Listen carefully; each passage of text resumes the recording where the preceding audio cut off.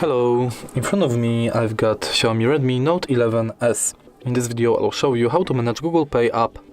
In the beginning, let's enter Google Pay, select account,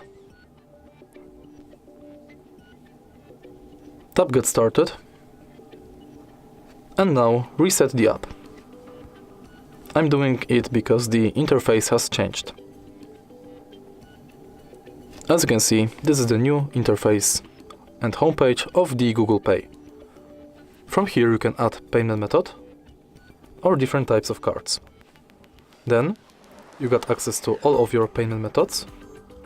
You can check full list of participating banks and your full activity.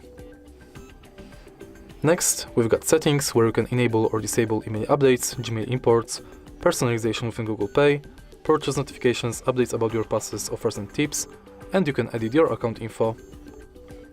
Then we've got contactless setup where you can set payment method, check if NFC is on, if Google Pay is set as your default, if you've got your lock screen set, and if your phone meets security requirements. Next, we've got help and support, send feedback, and access to our Google accounts. And that's it. If you find this video helpful, please leave a like, comment and subscribe.